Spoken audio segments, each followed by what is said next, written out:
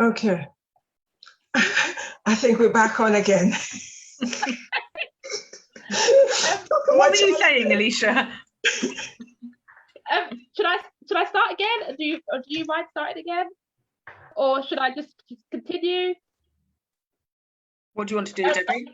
Right, let's start again, because I'm not too sure if he's on my Facebook either. Oh my goodness. Talk about challenges, man. Okay. So we've had our introductions. I won't start with those again, but I'm going to go straight away with the first question. Why did you decide to become a homeschooler, Lisa? Well, funny you should ask. As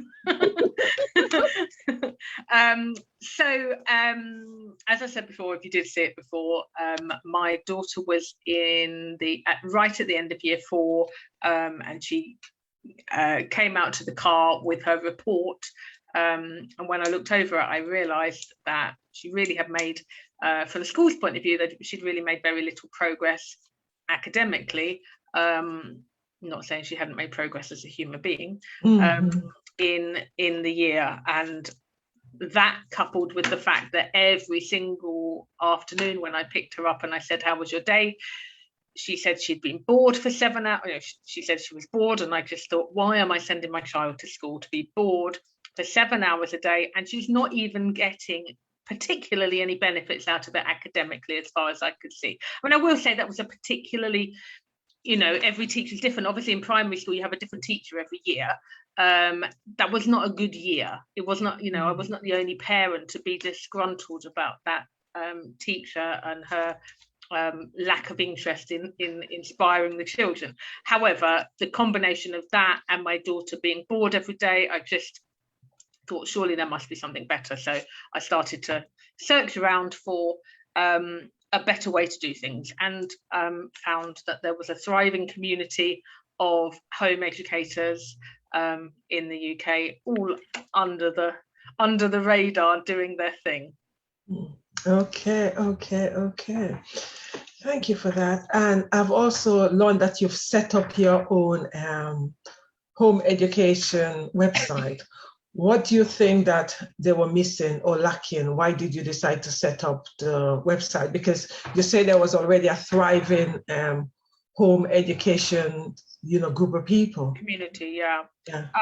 So when I first started home ed, when I say thriving community, obviously we're talking about pre-COVID days, and I discovered there's all sorts of things like, children were going surfing or rock climbing or rollerblading or all sorts of things in the middle of the day. But we ran home education for quite a long time as a family, with using some books, using some apps, doing kind of project-based learning. And it was when I started to look for classes, because she was getting older. It became apparent to me, I mean, obviously I'm a teacher, that's my background. It became apparent to me that she would really benefit from something that was not me, and was not an app, like as in a real life human being teaching her, that wasn't her mum, because obviously children can be super resistant to mum, and it can all get quite emotional, and I know I'm not the only mum to feel that, because I've had that conversation with so many mums. So I started to look around for classes, and the first barrier for me was cost.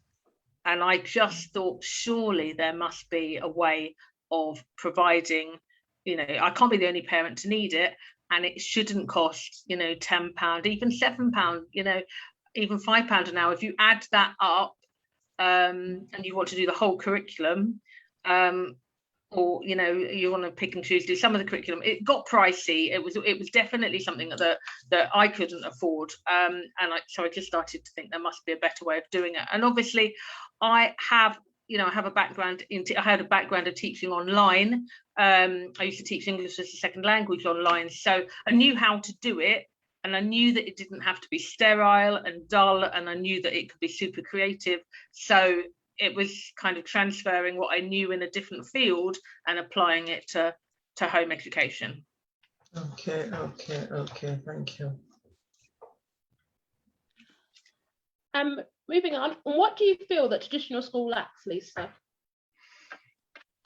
I don't know whether I feel it's that the traditional school lacks something. I think it's really tough to be a teacher.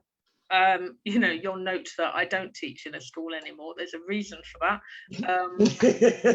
Thank you, Lisa. Thank you. It's very, very difficult to do everything as a teacher I mean, I was a primary school teacher. I can only think I have a 21-year-old son who went through secondary school.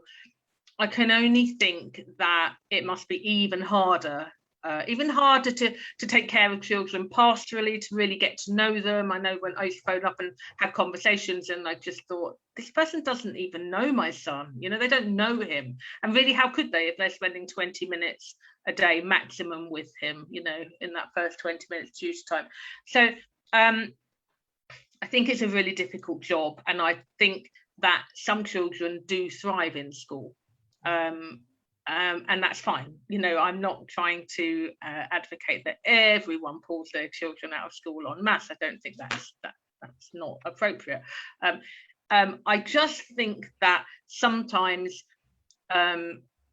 way too many times, actually, I have to say way too many times, because I talk to parents almost daily. I speak, and every single time it gives me goosebumps. It's the thing that really moves me is how many parents are suffering, seeing their children in super states of anxiety, depression, you know, being bullied, not coping academically.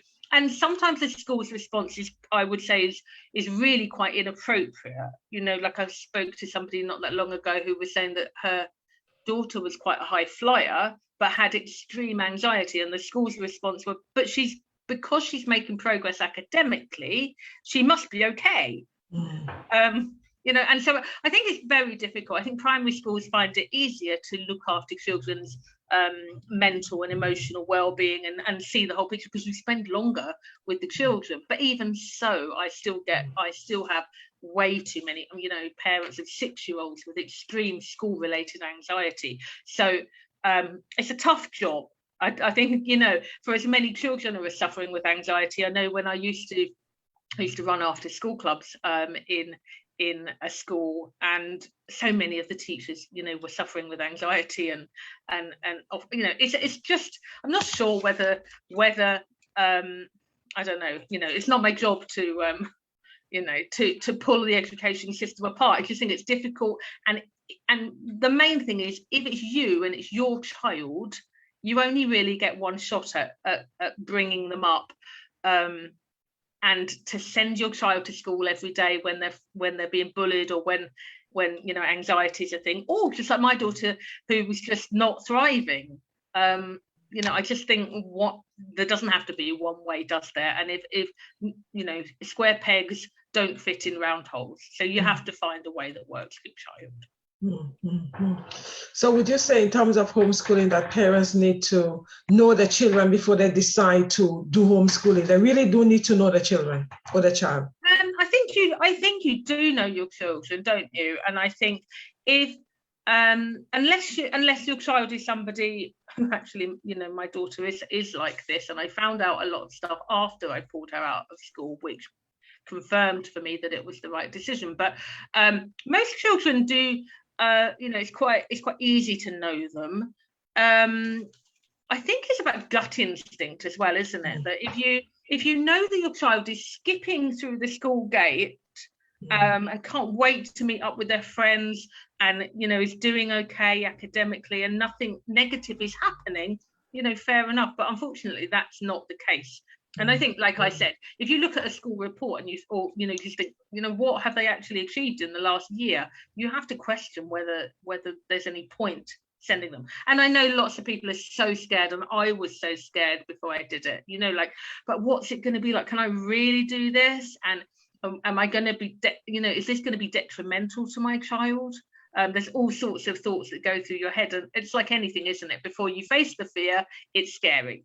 And then once you faced it, you're like, oh, okay, I can do this. This is okay. And there's this whole world out there, you know, including including what I offer. But there's so many things that you can use as a home ed parent to support you, and so that it's not difficult and you don't feel like you're on your own, and that you can actually take charge of your child and whether your child is thriving emotionally, academically, socially. Whereas when you send them off to be in somebody else's care for 7 hours a day, you don't always know, do you? Can you identify 3 benefits of homeschooling that you feel does not exist in a traditional school? I think, I think there's loads and loads of benefits. Obviously I'm very pro home ed, but that's not to say that school is a bad thing. It isn't always. So home ed is an opportunity to be very child-led and to let your child learn at their own pace. And that includes the classes that we offer, because when you go to school, you're in year 7, and if you're very, very talented, or if you're really, really struggling, you don't get to move year groups. You have to start to take your GCSEs when it's time to take your GCSEs. And some schools offer alternatives, of course, but it's very regimented. Home education is like, stop, take a deep breath. We're going to go on this journey together, and we're going to go at your pace. And when you're ready to go on to the next level, then that's what you do. And that's how we run our classes, is that when children are ready to go to the next level, that's what happens. It's much, much more creative as well. I think it's very difficult. Again, it's literally, honestly, I really feel like teaching in a school is such a difficult job, and I'm so grateful that I don't have to do that anymore. Just because it's impossible. I think it's impossible to do a good job of everything. So of course there are creative elements to learning in school, but it is much easier to be creative, to just go, oh look, it's snowing outside, let's just run outside and actually experience snow, and not be clock watching. So yeah, it's much more creative. I think that being able to know that your child is okay emotionally, and not kind of doing this and keeping your fingers crossed and hoping that they're okay all day, is a massive bonus. And I think also, I think, obviously I know a lot of home educated children. We have, I think, about 800, I think, on our coming regularly to our classes, and obviously I get to know them. Home ed children typically, I feel, are very, very good at thinking outside of the box, and that's because they're allowed to. It's as simple as that. It's not that easy to encourage children to think out. It'd be very inconvenient with a class of 30 if everybody was thinking outside of the box, right? Be very difficult to manage. So that would, I would say, are some of the benefits. Okay, thank you, Lisa. Okay. So we know, Lisa, that when children are in primary school, their results are typically higher, they're curious learners, they enjoy learning, but when they get to secondary school, that is sort of lost. How do you maintain that as a homeschooler? Yeah, okay, so I don't know whether I agree that all primary school children are full of the joys of learning. Yes, there is more of a tendency. Yes, primary school is much more geared up towards group learning, interaction, actually touching things and moving things around, and learning with not just learning by writing on a piece of paper. And that is a massive help. I don't think that there's a lot I could say about this. Obviously, becoming a teenager, and the hormones kicking in, and not wanting to get out of bed at 8 o'clock in the morning are all things that make it difficult for secondary schools to operate. And I think secondary schools tend to be much more of an institution. But I don't think that the issue is with the fact that suddenly a light switch switches off in a child's mind. And if it does, I think that's more to do with the institution and not to do with the child. I think that when you take a deep breath and relax, and your child actually knows that it's okay to, it's okay if you're home ed, it's okay to, be in your pajamas all day. It's okay to have a day where you don't feel like writing. It's okay to not go to your class. It's and I think that being in that place, I mean, in Learn, Laugh, Play, we always say these are your optional extra learning activities. We never use the word homework because it will freak some children out, understandably. And do you know what? 95% of them, I'm guessing, I have not sat down and calculated that, but a very high proportion of them do their optional extra learning activities because and that's the teenagers as well, because they want to learn. I think there's much more autonomy, like I'm in charge of my learning and I'm growing up and this is where I want to get to in my life. I think that's easier as a home ed child. Mm-hmm. Wow. Thank you. How do you feel that, home ed actually prepare young people to navigate the real world much more than traditional school? Yeah, I feel like, I apologize if I'm kind of repeating myself, coming back to the same things, but I guess it's just what I'm passionate about. I think that secondary school in particular, it's very scary to be a teenager in a very big group of teenagers, and all sorts of things can go wrong, and their hormones are raging, and it can really only be quite a small thing, but it could be devastating. I think we can all remember moments when we were teens where somebody said something to us which now as adults we're like, well, it wasn't that bad, but as a teen you're like, oh god, that's so embarrassing, and everybody heard, and I think that's quite a vulnerable place to be in. And I know that lots of people are so nervous about the social aspect. I know we'll probably talk about this, but I think it's tough to be a teenager in school, and my son went through school, and hats off to him and all of the other children that did survive it. If I'd have known what I know now, I probably wouldn't have put him, but he did. He did fine. I think that again, home ed children tend to be a lot more comfortable in their own skin because they're not in that threatening environment, and therefore, and I think the other thing that happens in home ed is that children don't only socialize with children who are exactly the same age as them. So there's all sorts of like multi-layered social skills developing that maybe you wouldn't get the opportunity for, including talking to adults and having the right to have a voice and speak like an adult and have opinions. I think all of those things are like incredibly important for preparing for life.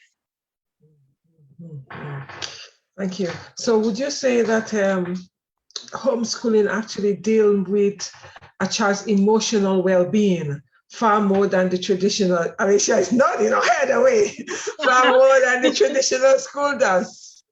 Well, obviously it depends on the family and it depends on the situation. A child, if you take a child from a home where they're emotionally neglected and you put them in a school with a very caring teacher who takes them under their wing, then obviously that's a good thing. But for most of us, you don't actually know when the school doors close what is going on and how your child is on an hour by hour, minute by minute deal. So I think that it's just easier to look after your child if your child is there, and that doesn't mean mollycoddling them. It just means being aware of what's going on and being more of the person that is setting them their challenges and getting them outside of their comfort zone, but in a safe way, and a way that you can monitor. I mean, emotional well-being is something that I'm very passionate about. I don't think that children can learn, or in fact, I know that children can't learn if they're not in the right place emotionally and mentally. If a child is under stress, then you know that it's impossible for them to be taking in anything that the teacher at the front of the classroom is saying, whatever their intentions are. So of course, being in a relaxed, homely environment, being surrounded by people that you can trust and that aren't mean to you, obviously is a big positive. Thank you.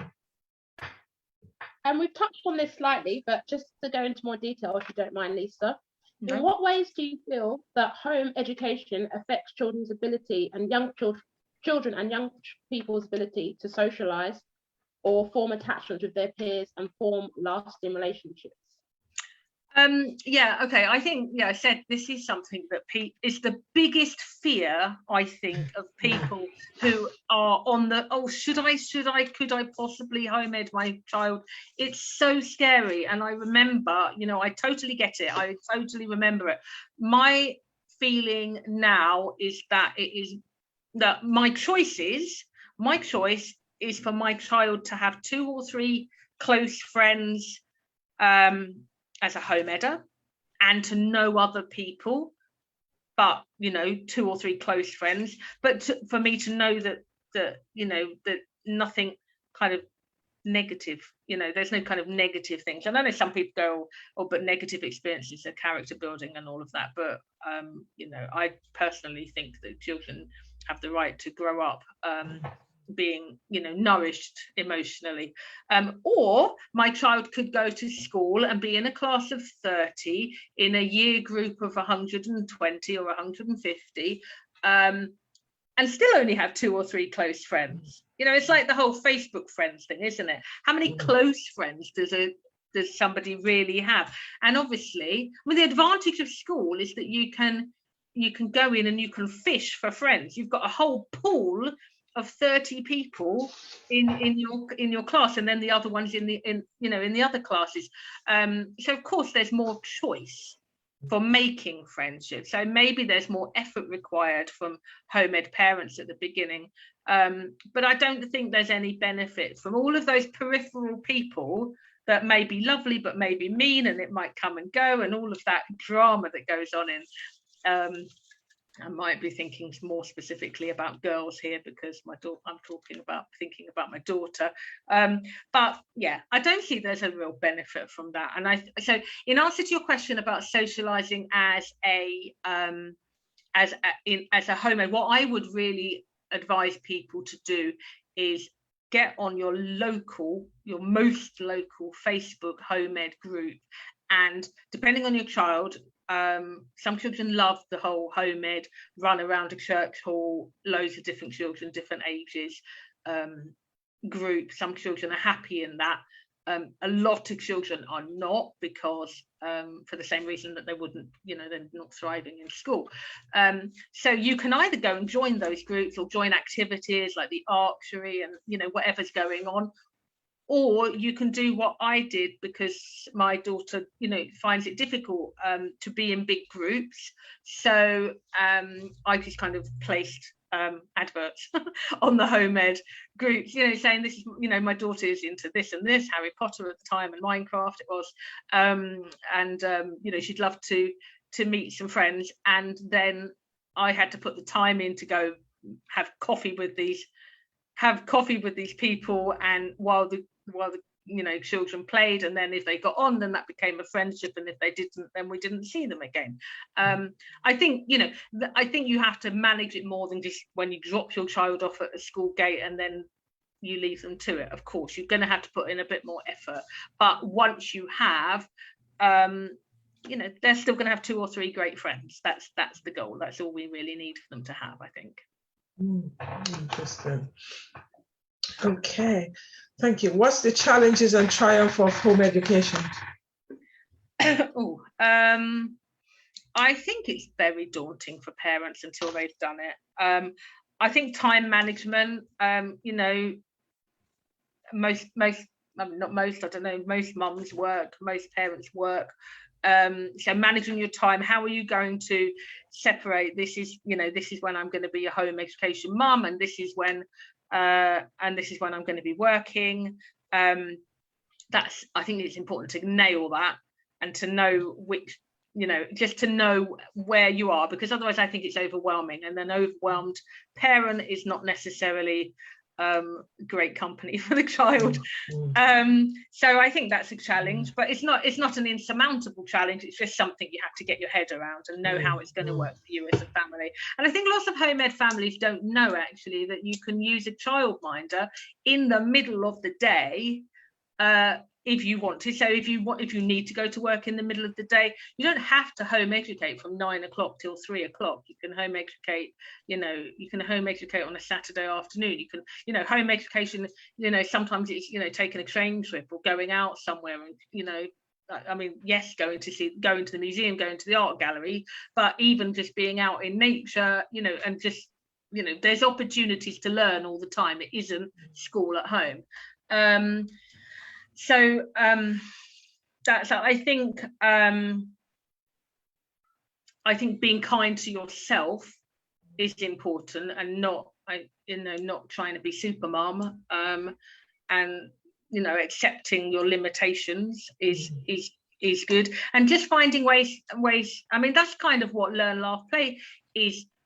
I mean, obviously it's set up for the children, but actually it's a very useful tool for the parents to be able to find something that's, I know you're going to let me talk about it in a minute, but just that I don't have to do, just because I don't want my child, I think this is a really important point, just because I don't want my child to go to school because they're being bullied or because they're anxious or because it's just not working for him or her, like my daughter, it doesn't mean I want to be a teacher, you know?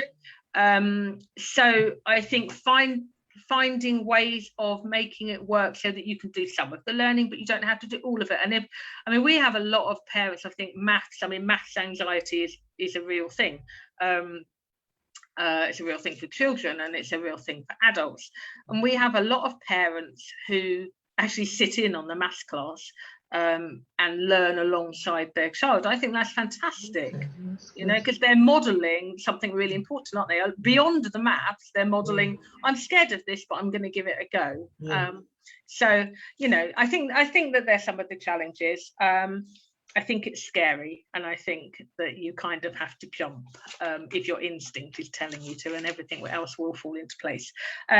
Triumphs, I think watching your child kind of unwind after school, if they have had a negative experience, and watching their confidence grow in a way that perhaps it wouldn't if they were, you know, in that kind of big environment.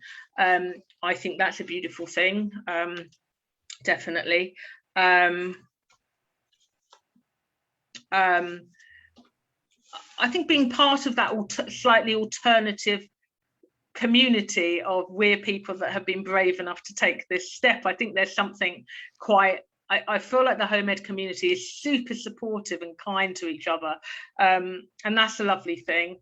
And I've seen, I mean, I could see and hear lots of stories about children who have been home educated for years, and they, you know, I see photos sometimes on Facebook of, you know, this is my daughter, this is my son, just starting university, and I mean, it's like kind of a whole different conversation than today's, but they've totally bypassed the system because, let's say their specialism, their passion is performing arts.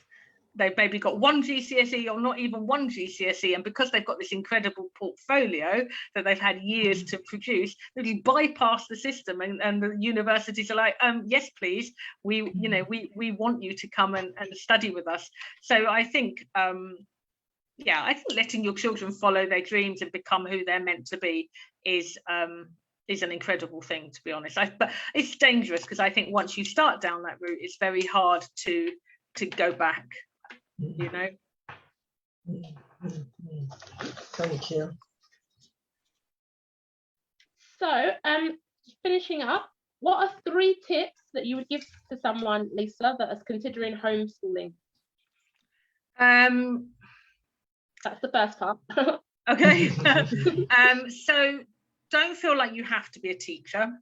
You don't, you know, you literally don't. Even if you feel like it's not right for your child to carry on at school then there will be a huge amount of opportunity for you to find other ways of doing things. You don't have to feel like I've got to keep my child in school, because if I don't, they're not going to learn, because I'm not good enough, or I didn't learn this at school, or you can do home education without being the teacher, definitely. I think trusting that children are great at learning, and I know that if a child has a negative experience in school, and they, you're that parent that gets called in and oh, he's never focused, it can be very easy to think that your child can't learn, or is never going to be able to learn. I think that when all of that pressure is taken off, and I see it time and time again, when all of that pressure is taken off and they learn that, okay, this is okay, I can do it at my pace and I can focus on what I'm interested in, that you find it. I'm not saying it happens overnight, but in time, children will show you that they are more than capable of learning, especially if you put them in a positive environment. If they've been in a negative environment, they will thrive and they will amaze you. And the other thing is that I can't stress enough how many hours get wasted in the school day. So parents think that, oh, I'm going to have to start teaching them at 9 o'clock in the morning and finish at 3:30 in the afternoon. It's just not the case. You can make phenomenal progress with your child in 2, 3, 4 hours a day, easily. Just one more thing I wanted to say, I made a note of. What was it? I think the other thing is to just enjoy it, enjoy the journey, hand over the bits that you don't want to do, keep the bits that you do want to do, and just see it as a positive, just like, this is what we do now, this is what we do as a family, and have some fun with it. So, and now the chance for you to showcase your business, because how would you be able to support someone who would like to become a homeschooler? Home educator. Sorry, home educator.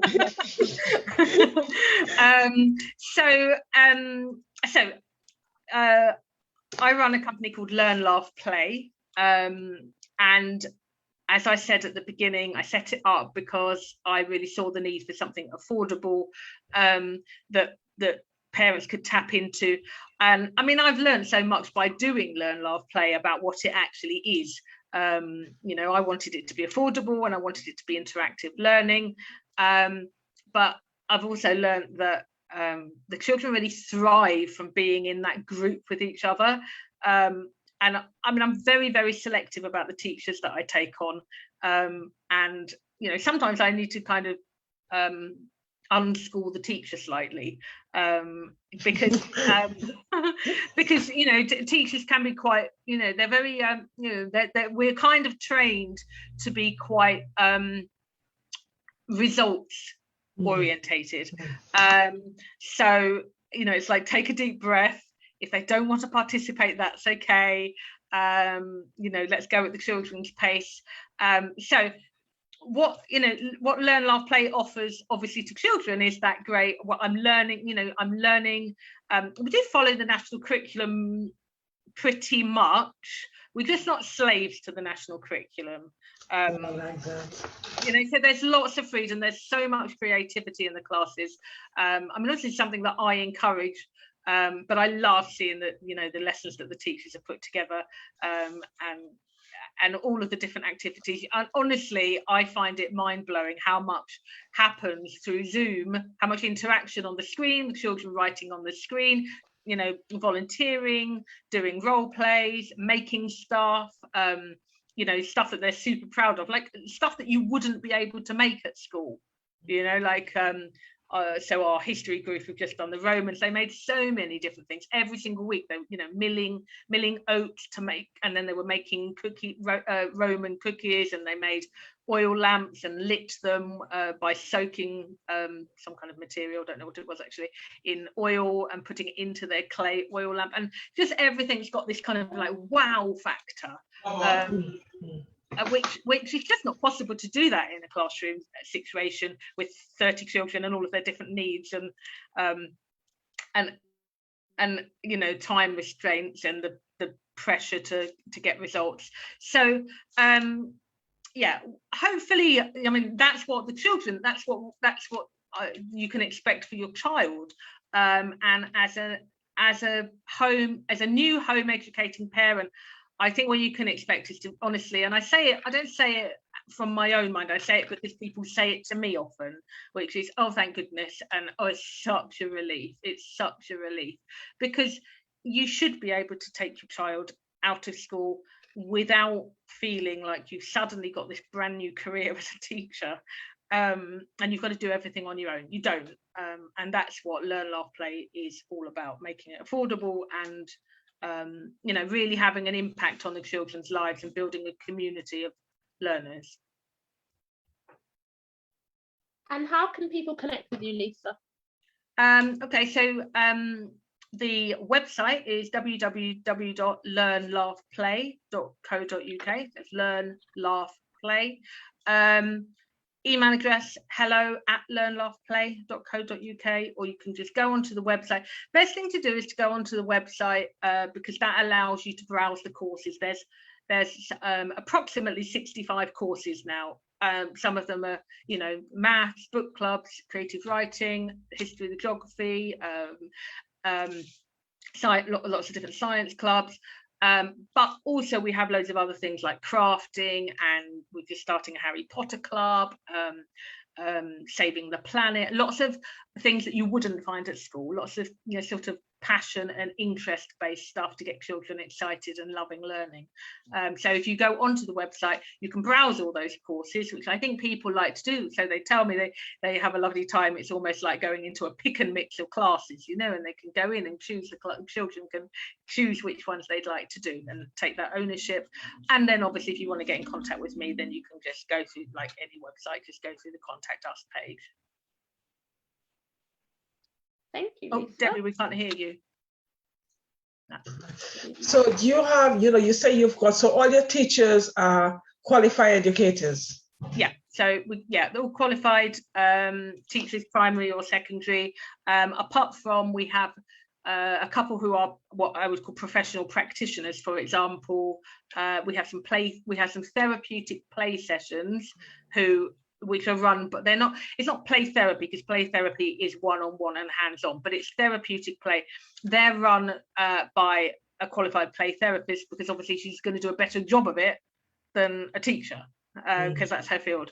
Yeah, it's appropriate. I mean, I think she's, you know, she's the only one, but you know, I say that because if it's more appropriate to have an industry professional, then that's what we will have.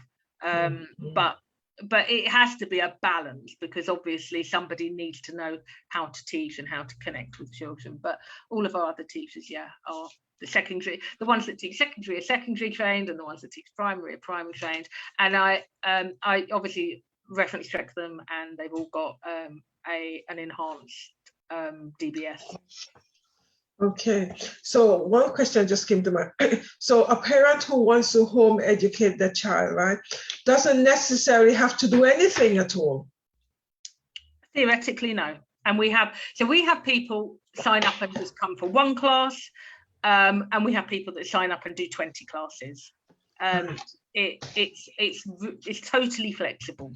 But yes, if you want the entire curriculum done for you, then yes. The only thing I'd say, to be completely honest, is obviously with younger children, it's not like an app, you know, it's not an app which you can sit your 5-year-old in front of and they will just be on the tablet swiping and clicking on things. It's not that. It's a lesson with other children and with a teacher, and there's lots of interaction. There's lots of crafting and making and doing with all of them, but particularly the younger ones. So I say for 5 to 7-year-olds, obviously it depends on the child, but generally speaking, for 5 to 7-year-olds, it's a very good idea for the parent to sit alongside their child and take part with their child. But to be honest, that in itself is, I mean, I see it on the parents' faces when they're in the lesson. It's just a really nice thing to do with your young child, to be honest, that, you know, to be learning together and creating something special. So the classes, are they certain times of the day? Yep, so most of the classes are between 10 o'clock in the morning and 2 o'clock. There's one class that's earlier than 10 o'clock, and that's a Monday morning class that I run. It's just a half an hour. I guess in school terms, you'd call it an assembly, but it's not an assembly. It's a bit of show and tell. We sing happy birthday to anyone whose birthday's coming up, and they make birthday cards and send them in the post. It's called Monday Morning Motivate. We're listening to motivational music and just get them really excited about their week of learning. So that was at 9:30, but apart from that, we don't start till 10 because that's the joy of being a home ed family. You don't have to, you can take it easy in the morning. So you start at 10, finish at 2, but we do have some afternoon clubs, and that's because we have some school children that come.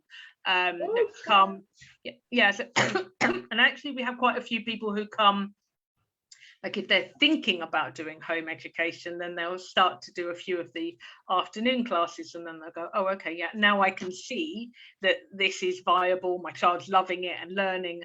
So yeah, so we do have some afternoon, early evening clubs. We have a couple of social clubs. They happen at 6 o'clock of the evening. Okay. How long are the classes? For 5 to 7 year olds, they are 40 minutes. I'm pausing because I'm thinking sometimes it's 5 to 8 year olds. Depends on the class, but generally speaking, round about 5 to 7 year olds, they're 40-minute classes. Weekly's enough, because obviously their concentration span is not, but they do lots of jumping around and go and get this, and it's not just sit and listen to the teacher. And then the older classes, so from round about 8 plus up to 16, including the GCSE classes, they are 50 minutes. Okay. So it's very much run as the school times in terms of the secondary school. Well, yes and no. I mean, it's not many children do back to back. I mean, some do like 2 back to back, but not very many children start at 10 o'clock in the morning and finish at 2 o'clock and don't take a break. And we always say, if you want to look, the atmosphere is you're in charge of your learning. Even when they're little, let's get them into that habit of having some kind of autonomy. And when you give them that autonomy and then you give them lots of fun, interesting things to do, they're going to choose to do the fun, interesting things. It's not, I don't have to threaten them to stay because they want to stay. So so in that sense, we would say, if you want to go and get a drink, just go. You don't, it's not rude to just walk out of the lesson and go and get yourself a drink, because if that's, or sometimes children just need to go run around and be noisy, and luckily, if they've got their microphone muted, it's fine. It doesn't. Unlike in school, it doesn't disrupt the lesson. Thank you very much, Alicia. Have you got any more questions? No. Thank you so much, Lisa, for sharing your journey. That's all right. Thank you for having me on. It's my pleasure. Hopefully, I've been helpful. Have you got anything else you want to say to us, Lisa? No, I don't think so. I think I've probably talked too much. Thank you very, very much for that. You're welcome. I'm not too sure if the home ed, the woman who wanted to start, because she started home educating her child, but she was having some challenges. So I would be reaching out to her after the session and passing on your details, because tell her to drop me a message. I mean, the Facebook, if she goes down to the bottom of the website, there's a link to the Facebook group, so she can send me a message and we can have a chat. Right. That's anyone. It's a big part of what I do is talking to new parents and just helping. And I will say, if it's not, for example, somebody came to me and with someone who I think only will be taking their GCSEs in May, and coming out of school would have meant having to find different curriculums and different examples. And so I said to her, we talked about how she could get her child through without her having to deregister and without her having to go to school very much. So I'll be honest, you know, I will give you an honest, I'll give you as much support as I can, because it, you know, it's important, isn't it, that we make the right decisions for our children. Yeah, because some people would like to home educate their child or children, but it's the fear of, oh my goodness, I'm not because that's one of the things the woman was saying to me. I'm finding it's really challenging because I'm not an educator. I don't know what to do. And it's really refreshing to hear you saying that, you know, they don't have to be educators, Not at all. you know, and it's a situation where they don't even have to do it themselves. No. They could actually have someone actually taking the child or children through the curriculum. Yeah. And it's really nice because it really does take off the pressure Yeah. from, you know, from some parents. You also mean that could decide to, you know, just take a few classes that they find challenging to teach their children. Yeah, so exactly. that's, you know, that's quite nice. That's quite nice to know. Exactly. But, and as I said, you know, I mentioned about the maths, to sit in the, I mean, they don't have to, but if they wanted to sit in the class with their child, I think that's an even better thing, because then it's, let's say, because actually things, you know, we pass a lot on to our children, right? So the chances are, if you're stressed about a certain subject, you know, spelling or maths or whatever it is, it might already have trickled down to your child. So to sit and learn together, I think, is a really positive thing. But you don't have to, of course. And I mentioned that 5 to 7-year-olds need an adult. But as they get older, of course, parents are just doing their own thing, you know, and their child is learning independently. Thank you very much. You're very welcome. It's really lovely to be here and meet you both. Thank you very much, Lisa. All right. Thank you, Debbie. Thank you, Lisa. Thank you very much, Facebook audience. Thank you for listening. Put the information in the chat if you guys want to connect with Lisa, and I'll be putting the website on the Facebook, on my Facebook page, so that you guys could reach out to Lisa and realize that, you know, if you want to home educate your child, it is not as daunting as you might think, or might people tell you, because Alicia is at, you know, testimony for that.